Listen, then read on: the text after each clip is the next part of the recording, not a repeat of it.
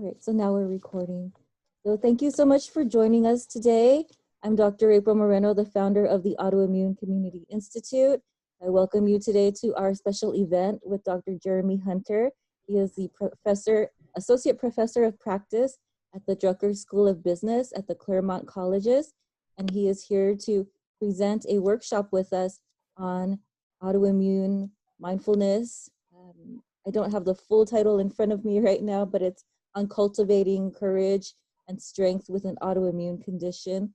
And so today we welcome Dr. Jeremy Hunter. Welcome. Thank you for joining us. Yeah, my pleasure. Thanks. Thanks for everybody who's tuned in and who is watching this either live or as a recording.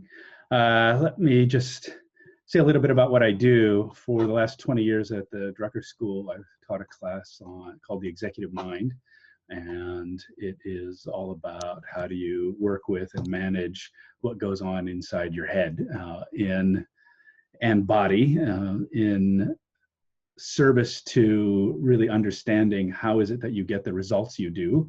And if the results that you receive either at work or at home aren't ones that you necessarily want, how do you increase the probability of shifting that? And that all really starts with your own understanding of how your own mind works.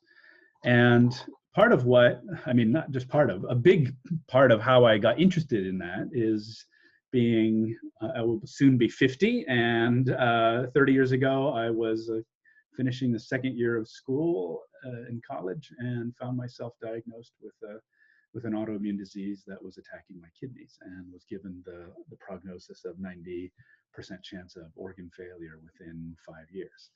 There was no treatment for it. There still is no treatment for it, let alone a cure.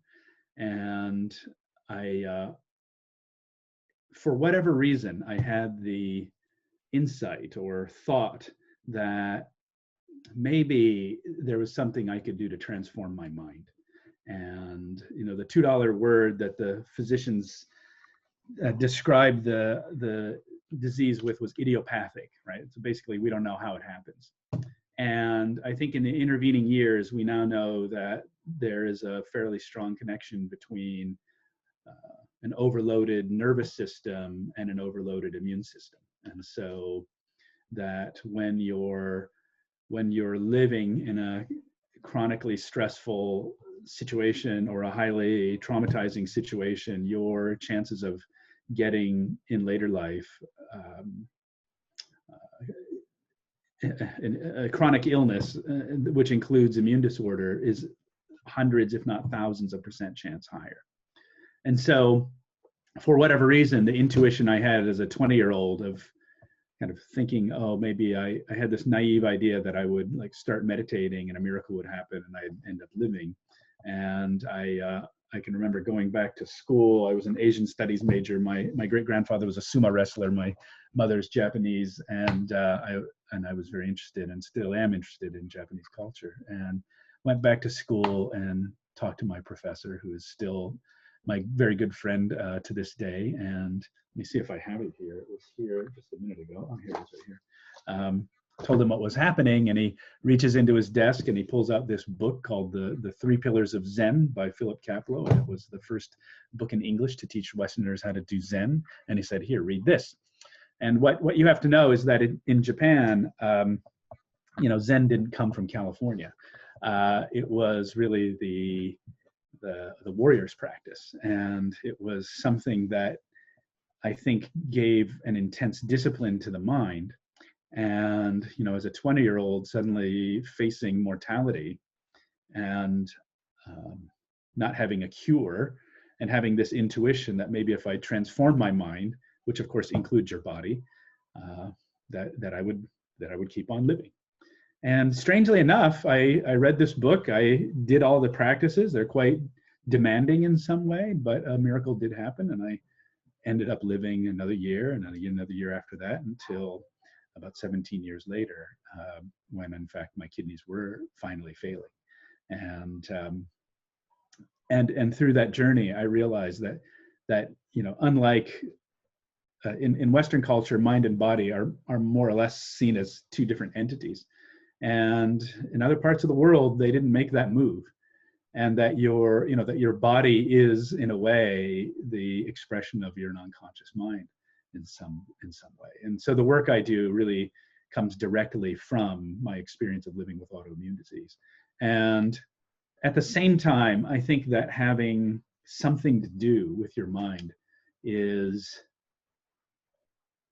gives you certain abilities or attitudes.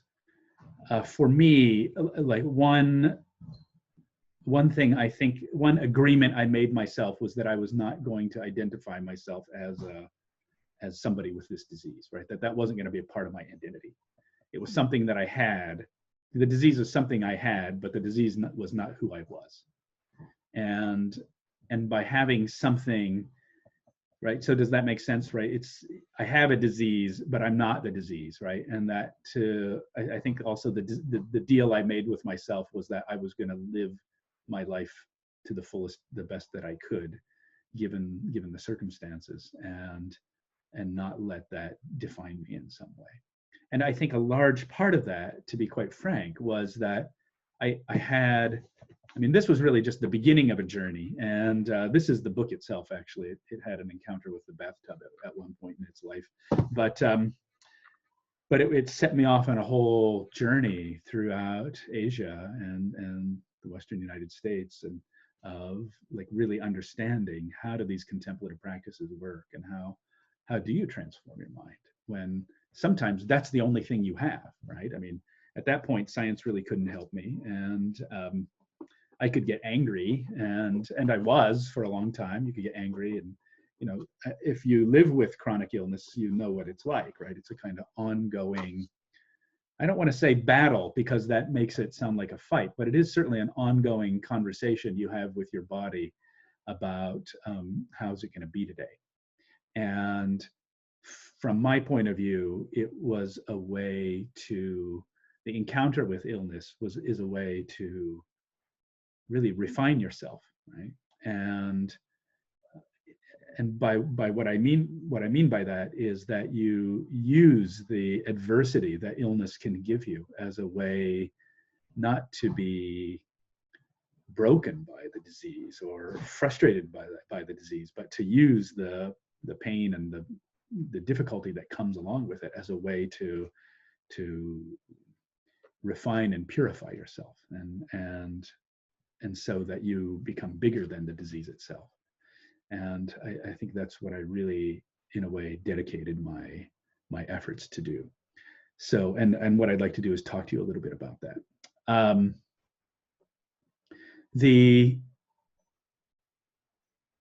I think that, as I was starting to say, being 20 years old, being handed, this slip basically by the physician saying, look, the clock is ticking, took a whole bunch of stuff off the table, right? And the clarity of mortality was a gift in a way, in that I knew I didn't have time to waste.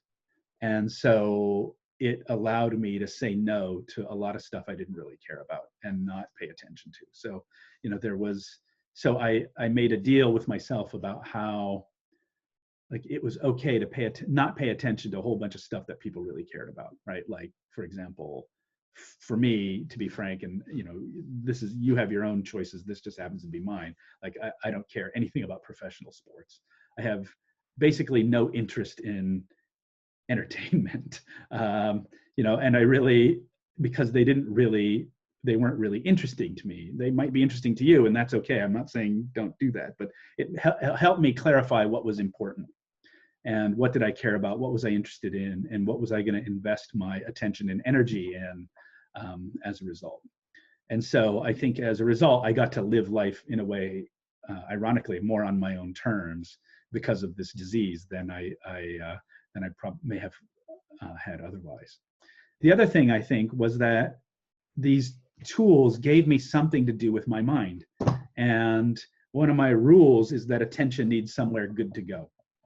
And that if you don't consciously and in a way gently, ruthlessly put your attention in a positive and nourishing and life-giving direction, that it will automatically go in the opposite direction, right? And I will not kid you in any way whatsoever to say that it was all like bubbles and rainbows for the 17 years I experienced this disease process. There were times when I was profoundly depressed or extremely anxious, or carried around a lot of anger and rage that this thing was, affecting my life in the way that it did. And at the same time, I had a tool to manage that. And so even though I may have been periodically consumed by those things, it also gave me a ladder to crawl out of that hole. And I think that was really a lifesaver, honestly. So a couple other things that I wanted to share with you. So I think that, having some kind of internal practice, especially with dealing with the mind, is really essential when you're living with chronic illness, because the capacity for limiting beliefs, the capacity for very difficult and challenging emotions is always there. And for me, it was the experience of really not trusting my body in some fundamental way. When your body is attacking itself, interestingly, that's fascinating from a symbolic point of view, but it also is I think a call to action to really be vigilant about how do we take care of ourselves, and the quality of sleep, what do you put in your body, what are you putting in your mind, all of that sort of stuff. So if you attended the opening ceremony for April's organization, I gave a little talk about the nervous system and autoimmune disease, which I thought I would share a little snippet of. And then what I would like to do for most of the time is to do a practice together. So we are just about to be visited by my son. Hi. Can you check if the ice cream is done? We just made ice cream right before we started this, and so not yet, another hour or so. Okay, kid. So anyway, and you're all welcome to come over for ice cream afterwards. So there is well, first of all, autoimmune diseases are on the rise in this country, and I think that's not, in some ways, it's not a surprise. I think that there are certain aspects of it that are environmental, right, in terms of different chemicals or whatnot that are in the environment. And that I think there's another aspect, which is something that I think is extremely important to talk about, is the role of both chronic stress and unrepaired trauma as causative mechanisms in autoimmune diseases. And I've never done research on this particular topic, but I would bet good money that if you are experiencing an autoimmune disease, that there is probably also the presence of some kind of chronic stress and or unrepaired trauma in a person's life, whether that is, and that trauma could happen prenatally, right, while you were in your mother's body, or it could happen during the birth process, or it could happen in early life, and then all the various sorts of trauma that there are, whether it's living in a discriminating society, or living in a dangerous neighborhood, or having sports injuries or medical injuries or car accidents, or war fighting, obviously. So being the recipient of verbal or emotional or even physical abuse, being attacked, all of those sorts of things, if left unrepaired, kind of fester in the nervous system and then exploit some weakness in a person's biology that can turn into some kind of chronic autoimmune disease. So April and I've talked a lot about this, and I know she is actively investigating this, but from my point of view, and this is not as a biological scientist, I'm trained in human development, but I think that in a way, in my mind at least, I think of autoimmune disease really as the result of some other process that we need to take a look at. And let me just show you a couple things. So I didn't want to make this a slide heavy situation, but this is a model I use. It's not a model I developed, but this is called the, come on, Jeremy, Stephen Porges polyvagal theory. So polyvagal theory by Stephen Porges, Porges. And it's a kind of model for how does the nervous system respond to challenge. And this is what I teach my management students, of understanding how this works. So there's basically 3 kind of zones, and the one that we all like is let me see, the one that I think we've been living in. So here, let me just start back here. So the green zone is a kind of place of optimal functioning, of dynamic balance, that something happens and you're able to effectively adapt to it.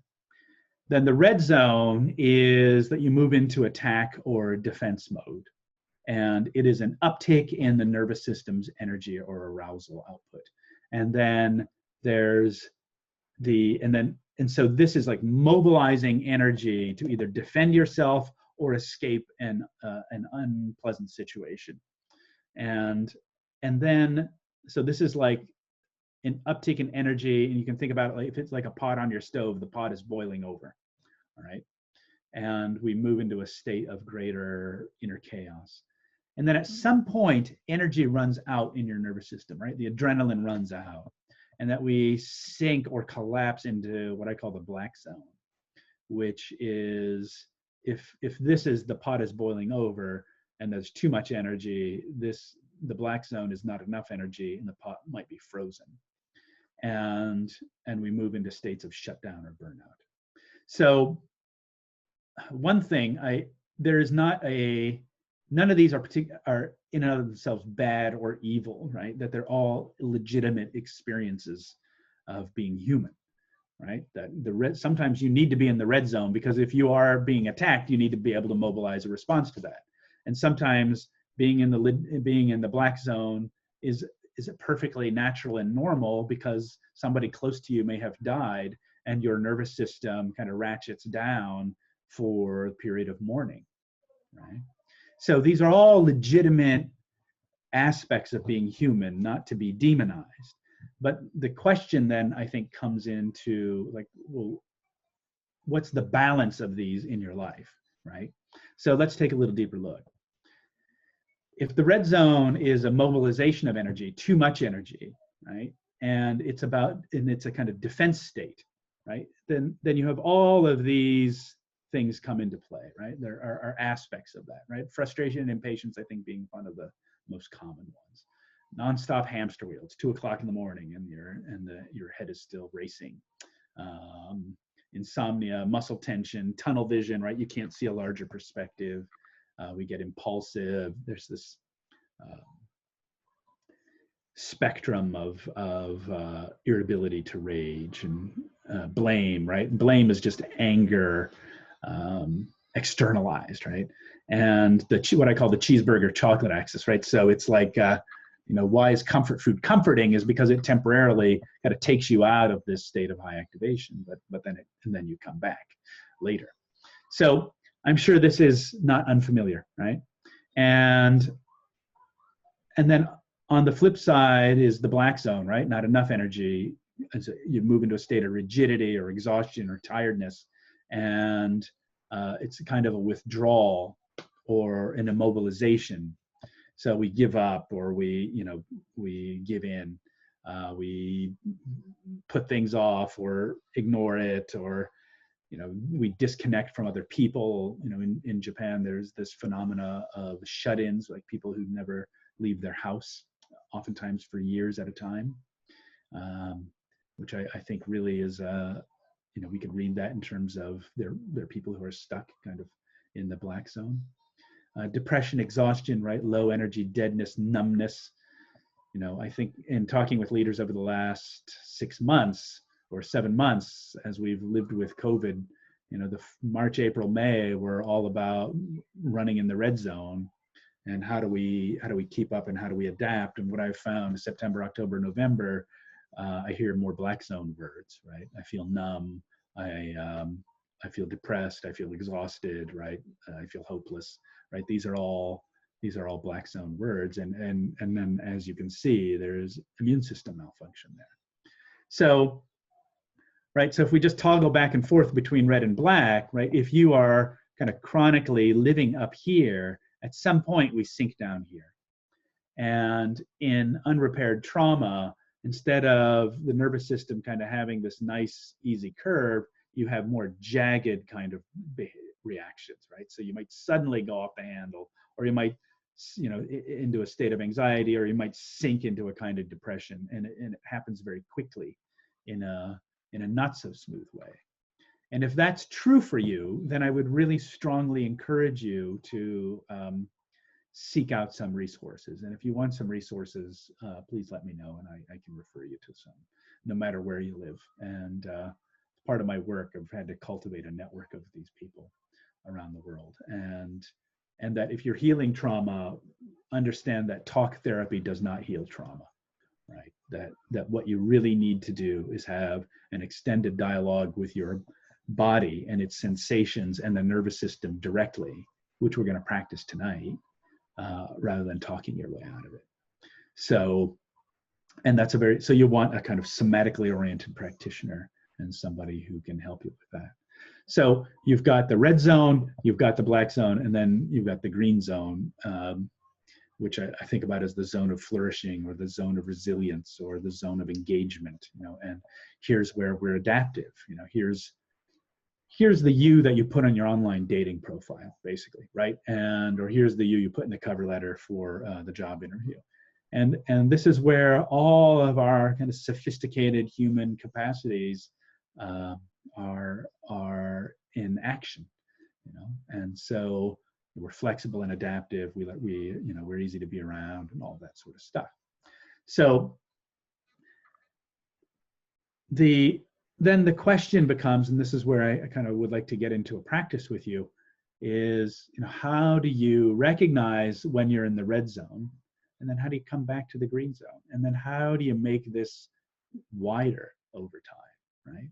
If you're in a black zone situation, really, I think the primary treatment there, in a way, is really rest and sleeping and removing stimulus.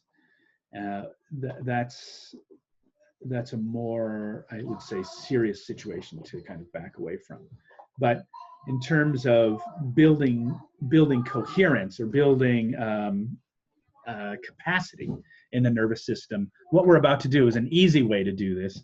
It's not, by any means, it's not the only way to do this. And so you might think about the book I've been recommending everybody is Breath by James Nestor. And, understanding the role that the breath and breathing properly, which, you know, to the untrained ear sounds totally absurd. Like, oh, look, buddy, I've been breathing every day since I've been born. Why do I need to read a book about it, right? But there's now 50 years of research on what does it mean, what does it do to your body when you don't breathe properly? And not breathing properly in this case means breathing through your mouth. So we've known for at least 50 years that breathing in through your nose, out through your nose is the best thing you can do for your body. And that any number of autoimmune diseases are correlated or even potentially caused by unhealthy breathing, okay? And why that is because if you're breathing through your mouth, basically you're breathing unfiltered, dirty air, and you're exposing it directly to your lungs. And so the viral load, you know, especially in this age of coronavirus, right? Breathing through your mouth is kind of like, sucking in all the dirty air you can. And so breathing through your nose filters, through your mucous membranes, filters the dirty air, but it also warms it, and it conditions it so that it can enter your body more effectively. And we know that breathing through your nose increases your oxygen levels by about 20%. So All right, I'm going to pause. I know we have a few participants here. Do you have any questions or anything that doesn't make sense before we kind of move into the next section? I will chatter a little bit, and if you want to type in a question, that's okay. But what I'd like to do is a practice to help us come back to the green zone, and then over time, how do we build the window? Yes. So, would you suggest training with the Trauma Resource Institute? Yeah, I would absolutely enthusiastically suggest that. And that is a great resource. The Trauma Resource Institute was founded by Elaine Miller-Karras, who is my old friend, and it is located in Claremont, and they do work all over the world, oftentimes in disaster situations, and helping people kind of step back from their trauma experiences in disaster situations, but now also are doing things with communities who are at risk, and I think also as close as San Bernardino County, right next door to LA, but again, also all over the world. So yeah, enthusiastic endorsement of the Trauma Resource Institute. So in fact, a lot of their models, we share similar models in terms of how to work with people. So yeah, thank you very much for asking that. So let's jump into it. And I think if you're living with chronic disease, it can be a daily, it's a daily effort. Especially if you're in pain, or it's easy to be mentally clouded. But having something you can do with your mind, I think, is really essential. Or else, because if you don't, you can go and get stuck into a dark place, and that's not going to be helpful for you or anybody else. So what I like to do is, if you're up for it, we can try something, and then if you'd like to share your experience afterwards, I'm happy to do that. Linda, thanks for the question. Love listening to your ideas. May I please ask you to comment on talk therapy doesn't heal trauma? Is that your experience? I'm a psychiatrist, Buddhist psychotherapist, and fully appreciate your perspective, but keen to hear you say more. Not trying to contradict you, but just wanted to add. Yeah, thank you. I understand. So, right, it's a great question. I work with a group of Japanese social innovators, and we just had our class yesterday, one of our classes, and I would say out of the group of 25 people, 25 people had some kind of unrepaired trauma in their background. In fact, that's oftentimes what motivated them to do their social innovation work. And several of the reason why I think that talk therapy doesn't really help is that, fundamentally, when we're talking about trauma, we're talking about a nervous system that's stuck, right? And it's one that is in a way imbalanced, or it's prone to moving into a survival state automatically, and oftentimes without warning. And so talking doesn't address that system, right?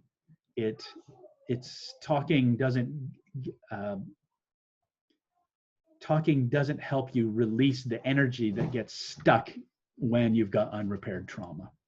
And the more I kind of work with people, now for 20 years, the more I really realize that our relationship with our body and our capacity to experience unpleasant things more directly, right, which allows them not to fester, right, is really one of the key skills of being human. And that modern society, which has primarily been about transforming the material world for human benefit, has not helped us fully develop those skills, right? So I think as a culture, we often try to think our way out of a situation, because in modern cultures, education means an education around thinking. And we don't try to sense or feel our way out of situations. Now, what does that mean? I again had a Japanese student many years ago who was always stuck in her head, always trying to think through difficult emotions. And at one point, she had this insight. She says, I keep realizing that feelings are not problems to be solved, right? Feelings are there to be felt. And when I feel that, when I just stop and feel this anger or frustration or impatience or desire or whatever, I metabolize it and it goes away. And now trauma is that kind of times 1,000, which is why it's a process that we do very gently, but it's about taking that stuck survival energy. And I don't mean like, cosmic energy from the Andromeda galaxy. I mean, kind of pockets of adrenaline that you bump into when something triggers you. And how do you take that energy and dissipate it? And when we dissipate it, then the nervous system re-regulates and comes back to something that resembles normal. And and I'm sure you've seen this with your patients, and that talk therapy is just about talking, and oftentimes it can make it worse because we just keep telling the story of our trauma over and over again, and I might even re-identify with my trauma, and again build an identity around being a traumatized person, and which of course also doesn't help either. So it's really about understanding the body, how the body is working, what the body is holding, and then shifting that energy to allow it to leave and go on its way. And I have to say, in talking about this out loud, releasing that energy does not actually mean you come back to normal. I think releasing the energy means you come back to super normal. And because you've had this encounter, this mindful encounter with releasing pain or releasing suffering, on the other side of that equation is peace of mind, is wisdom, is a greater capacity to love. It's a greater capacity to understand the suffering of others. And I think it is kind of the fundamental mechanism for human transformation. And in fact, I had to give a talk about, what's the fundamental leadership skill for the 21st century. And I think it's really understanding how to transform your own pain, and so that you can help the people that you work with transform theirs. I mean, let's face it, the 21st century is not going to be boring. And this pandemic is just one of what is likely to be waves of other kinds of challenges that we're going to face. And so by understanding and relating to your own pain in a more sophisticated way than shoving it into the back office and pretending it's not there and putting on a plaster smile on your face and walking around pretending you're okay when you're really not, or offloading your emotional reactions to the people you live with or the people you work with or the people you're driving on the freeway with, is not effective either. And so you've got one other choice, which is kind of in the middle, which is learning how to metabolize and digest and transform your own experience.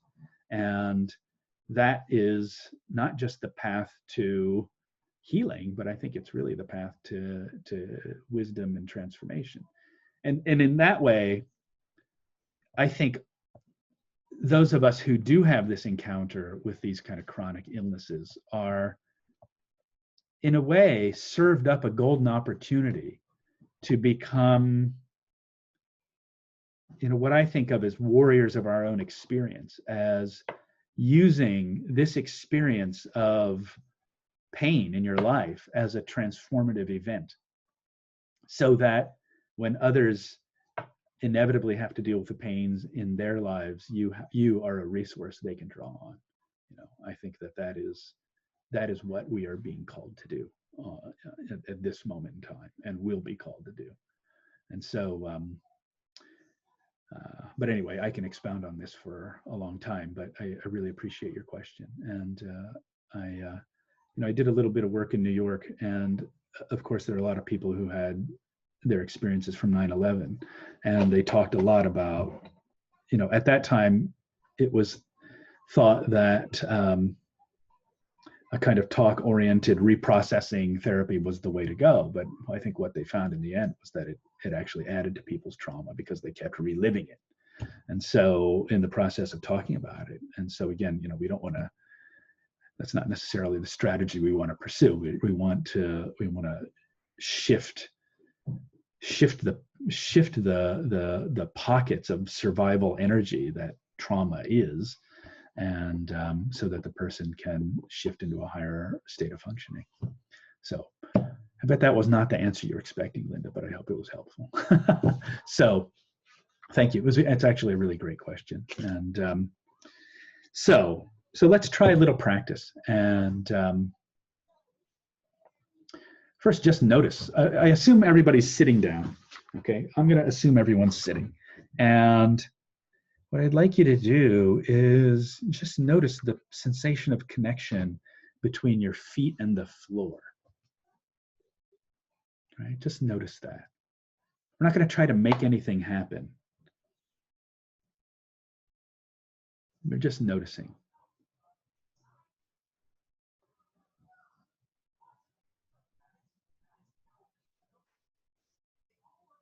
And then if you are sitting in a chair, like noticing the sensation of connection between your body and the chair.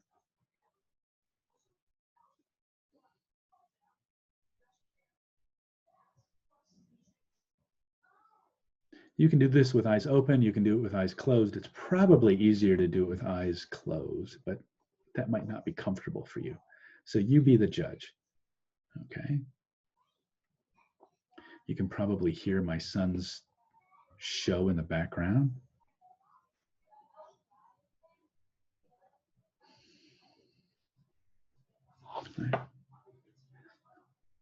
Right. So just sense the support that the floor is giving your body, and then sense the support the chair is giving your body.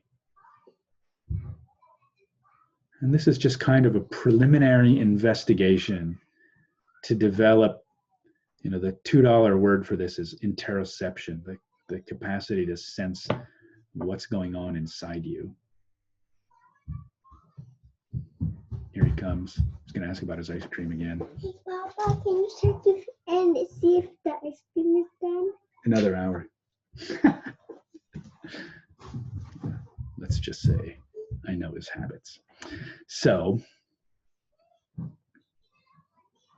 right, just notice. What do you notice? Right? And sometimes just doing something super simple like this, just sensing connection. And if you want to even add more to it, sometimes I suggest my students put their palms on a tabletop. Right? Feel the solidity of that. Because let's face it, 2020 has not been boring, right? And that maybe having one solid, stable, unchanging place is not a bad thing to have.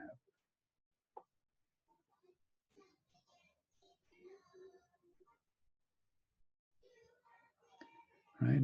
What do you notice happening in your body?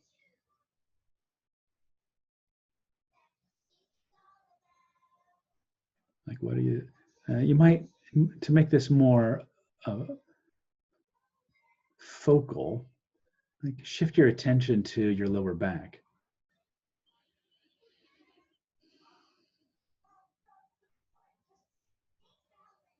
Right? And then just notice what's going on in your lower back right now. Like, what are words you would use to describe the experience of your lower back? Might be tight, might be relaxed. All right, but just notice, what do you notice?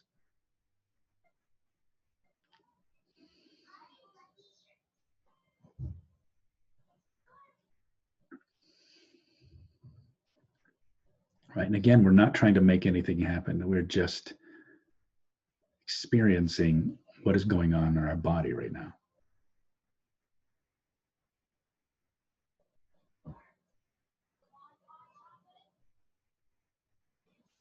And then you can shift your attention up your spinal cord.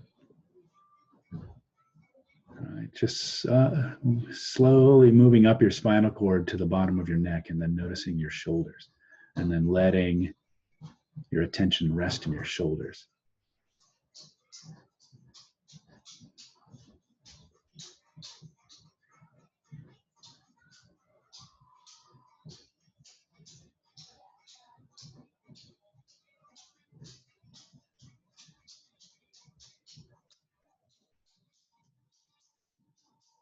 Just notice what's going on. And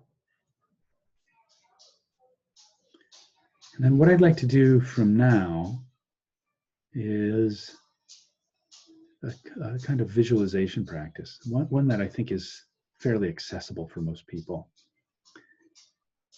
But you could notice, like, what are you experiencing now, and how is it different compared to when we started? Right? And what are words or phrases you would use to describe what's different?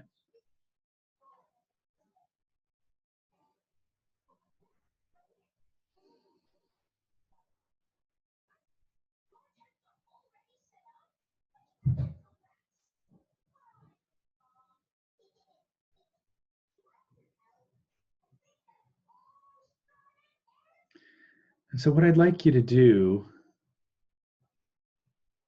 is, like, bring to mind somebody in your life who's helped you.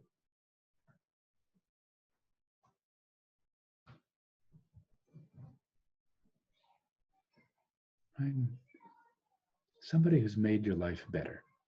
Somebody who's been maybe a good friend or a parent. Somebody who, in some way or another, right, has made your life better. Right? Bring them to mind. Maybe you see their face, or hear their voice.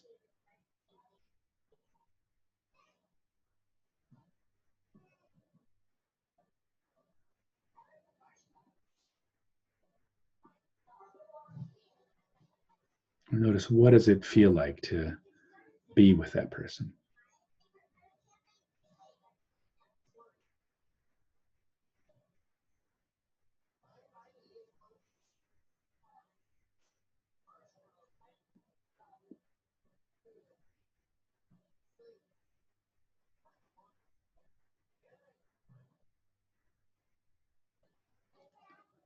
And as you hold that experience in your mind, notice what happens in the body.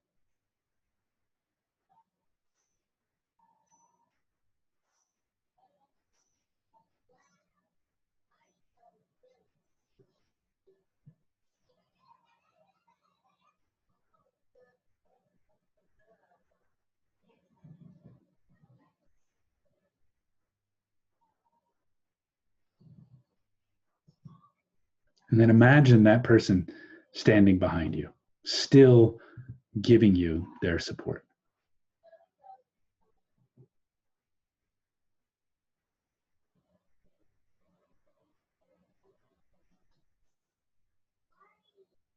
And you can bring to mind a second person. Someone else who's helped you. Someone who's made your life better. Somebody who's been a positive force for you.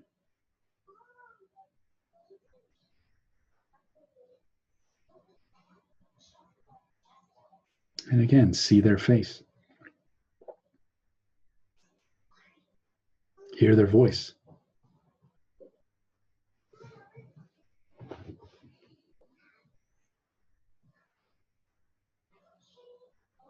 See what does the experience feel like when you're with that person.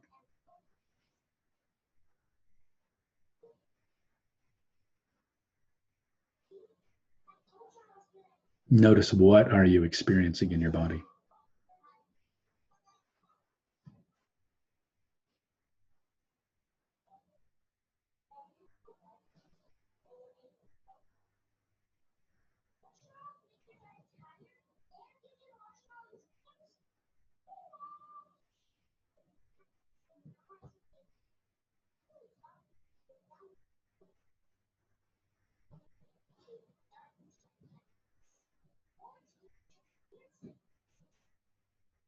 All right, notice what's happening in your body as you contemplate this.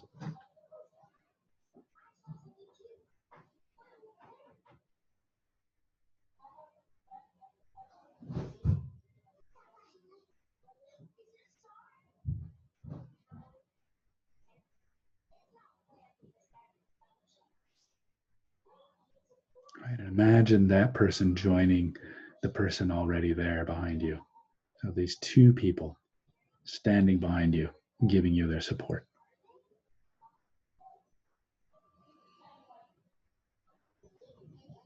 And then as you do that, notice, what are you experiencing in your body?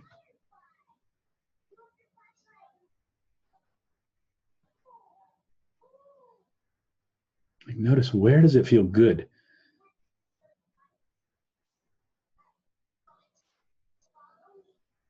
And if you don't notice anywhere, because it doesn't seem like there's anywhere that feels good, like, where is it neutral? And a place where a lot of people feel neutral is either at the tip of their nose or in their kneecaps, right? Somewhere. There's almost always a place, even if it's the size of a postage stamp. But just notice what your body's experiencing right now. And then bring to mind a third person, somebody who's helped you, somebody who's been a force for good in your life. Somebody who's been a source of support or joy or happiness or those good things. And again, like, see their face. Maybe they're smiling at you. Like, hear their voice. Right? Maybe they're saying your name. And then as you do that, what does it feel like to be with them?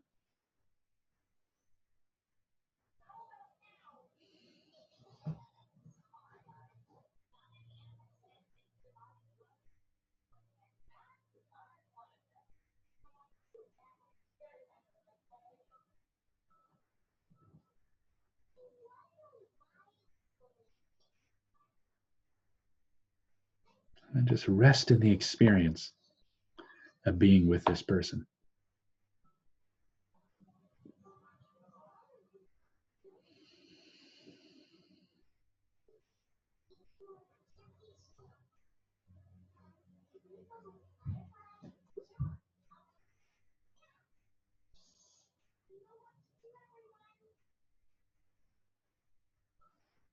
Notice, what does feeling good feel like in your body?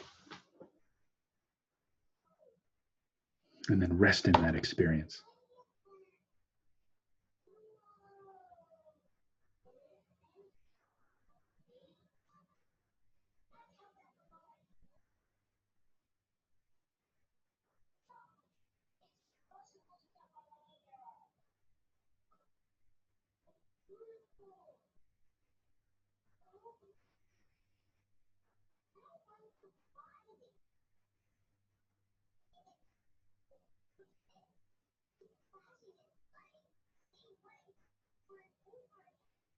And then imagine that third person joining the other two behind you.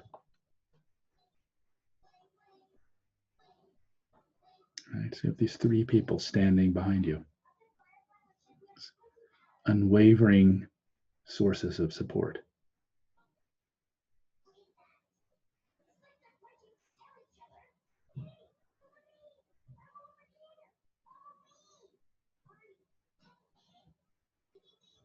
And notice what's happening in your body when you do that.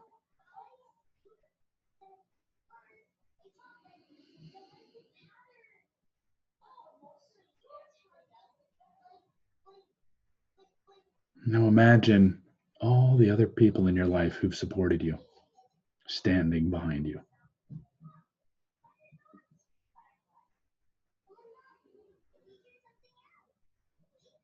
From people you know well to people who might be strangers. Somebody who held a door open for you at the grocery store, something like that.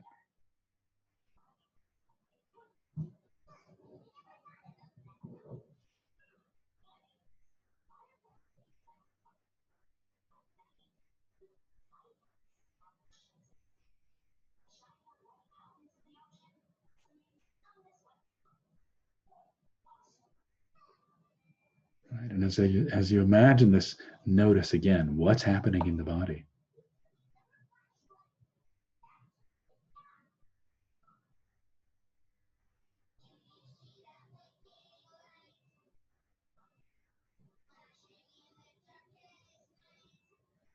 Now imagine whose back can you stand behind?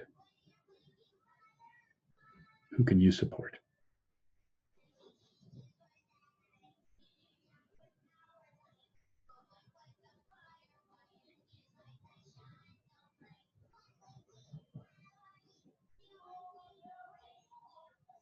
And what does that experience feel like?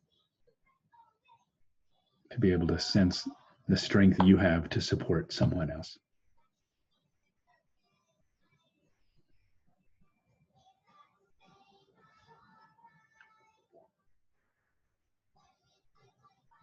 And knowing that there are people supporting you and that have been supporting you,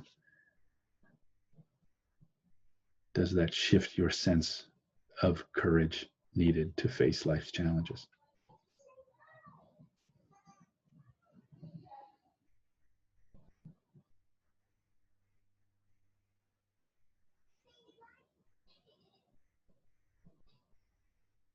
So notice where in the body does it feel good?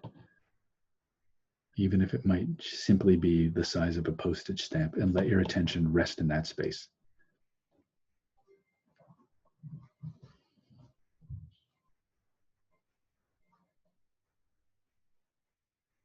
And then as you rest there, see what happens next.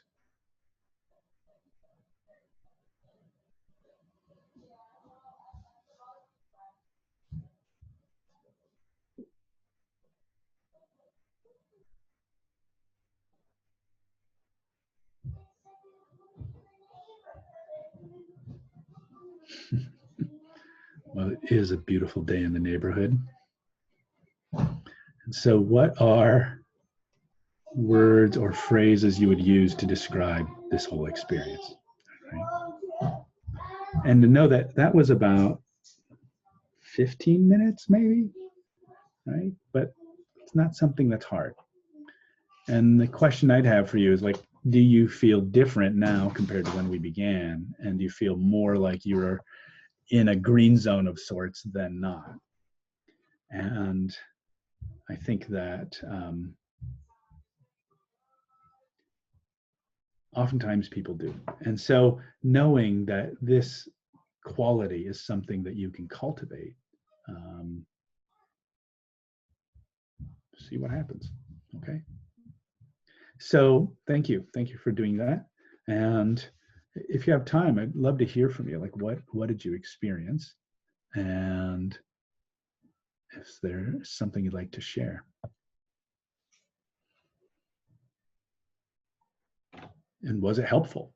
So I think that at the end of the day, one of the things I think I have learned in this life is that at the end of the day, you really do have your mind to work with, right? And that might be the most powerful ally you have. And there are a gazillion things you can learn how to do with it. And in addition to just stuffing it with information, but really understanding your body and your mind are deeply interconnected. And that, for me, as I kind of mentioned, for me, I took autoimmune disease and the symbolism of my body attacking itself was just way too powerful to ignore. And I thought, okay, if that's what's going on inside me, right, that might be that I could do that might transform this. And so, I don't know. I'm not saying that we're causative agents of our own illness and our own renewal or our own healing, because sometimes that's not true. But we can certainly exercise more degrees of freedom than I think we initially think we have. And Diane, I love your comment. Thank you. Peace and warmth, and so relaxed and renewed. So great. That wasn't complicated. And we have a recording of this, so feel free to use it. I also have SoundCloud with the same, a similar, let's see if I can chat this to you.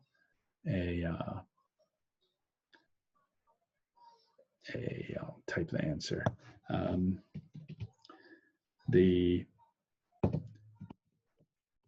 Completely lost track of what I was saying.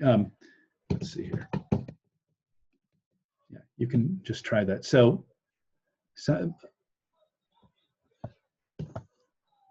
I also have a podcast called Untaught Essentials, and the first episode was on how to deal with death. The second episode is on how is money ruining your life. The third episode, which we just put up today, is on how do you deal with grief. We'll end out the year talking about the power of love, and in January we'll talk about the wisdom of transforming pain, and in February we'll talk about the human future of work. But so anyway, that's called Untaught Essentials, and then I also have a YouTube channel, which I think is Jeremy Hunter Videos. My own website is jeremyhunter.net. You can feel free to link in with me. Feel free to Facebook in with me. It's okay.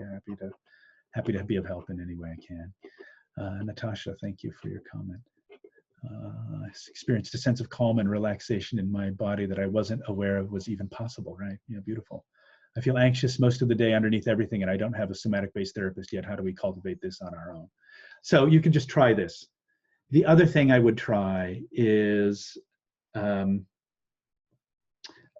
find James Nestor's book, Breath. Let me see. And you can watch some of his other YouTube interviews, like the longer ones, the 90-minute ones, and he'll talk about, how do you transform your nervous system? Some of which seem extreme, but so for example, a cold shower, right? If you go to Japan and you go to the neighborhood bath house, there's almost always a bath that has frigid water in it, and usually in that bath is some 77-year-old man sitting in there as happy as a clam, even though the water is extraordinarily cold. And what he is doing is tonifying his nervous system.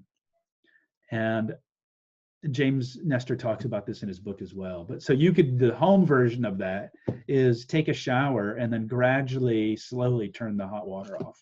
Not so that it's like nothing but frigid water, but get your body used to cooler and cooler water. And you'll find that I find it extremely energizing, and that it creates both a sense of calm and energy at the same time, to the point where I don't really even like taking hot showers anymore. But that's another way to build, again, like we're dealing with a nervous system, not just your thinking pattern.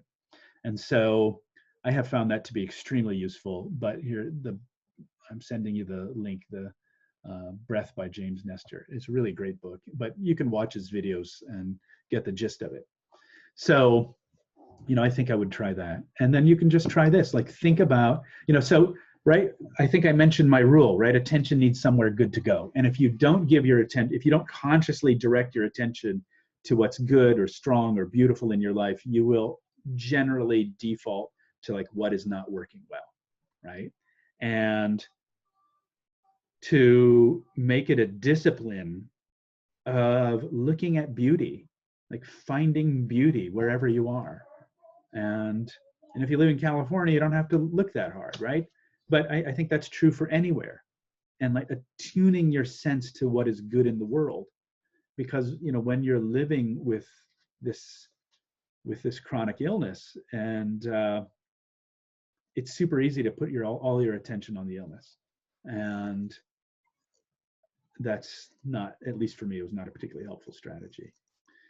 The other thing is, the other reason why I mentioned Nestor's book is that he does start talking about how we're now starting to reevaluate what anxiety actually is, and what anxiety seems to be really is a kind of malfunction of the nervous system, so that the alarm system is kind of on too much.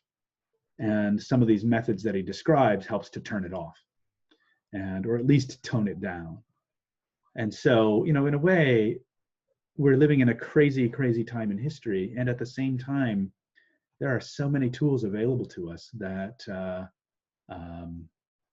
that's the good news, is that we do know how to repair a lot of these things in a way that 20 or 30 years ago we didn't.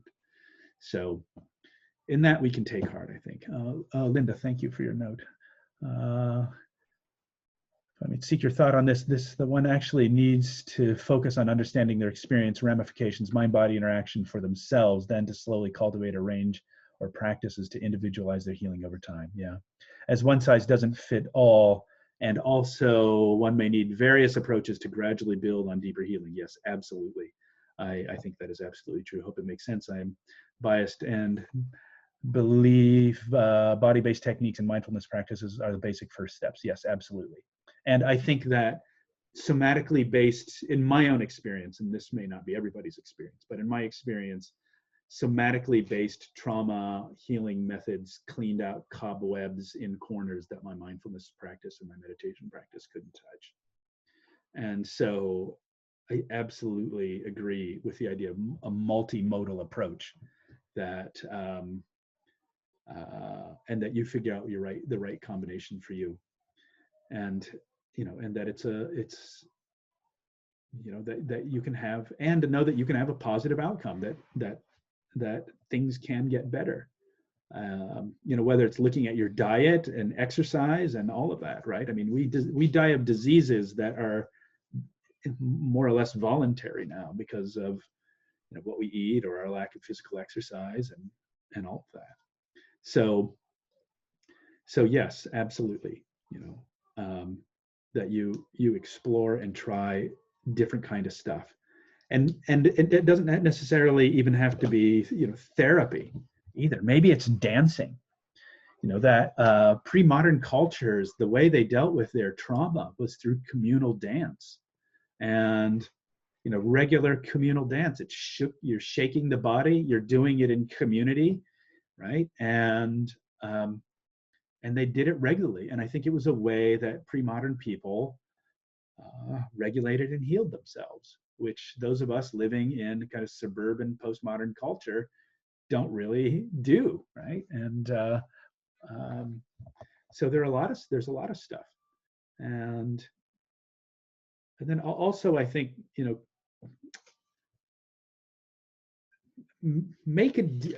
here's what I did. I made a deal with myself that my life would be about living. And it didn't always feel that way, but the general thrust of day-to-day life was about, how do I live? And how can I put my attention to the things that I find nourishing, that I enjoy doing, whether it's cooking or playing Legos with him or architecture, whatever, right? It's like, those are things I like. So you figure out what that is for you, and you nourish that, and take your own, Charles and Ray Eames, the designers, say, take your pleasures seriously. And I think that can be a source of really powerful nourishment. So all right. Thank you all for your participation. I hope this was helpful. Please feel free to get in touch with me. April, I'm happy to help. I'm so glad you're doing this. This is what the world needs and will increasingly need, and happy to come back anytime. And I have to get going now because he wants his ice cream, and there's nothing worse than keeping a little boy from his ice cream. So Thank you so much for joining us. And thank you so much Take for care. this workshop today.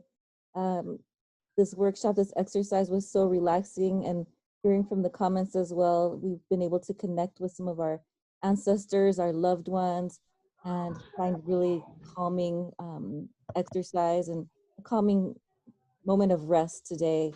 Thank you for Yeah. your workshop. That's great. Yeah. Thank you. Thank you. So take care, everyone. Thank you so much. Thank you. See you next time. Okay. All right. Thank you. Yeah. Bye-bye. Bye. Right. So this is a workshop that was led by the Autoimmune Community Institute. And for more information about us, we are at acicommunity.org. Thank you so much for your participation today. And I will send out the recording in the coming days. Probably by the end of the week, you should be receiving a copy of this recording. Thank you so much for your participation, and have a good evening.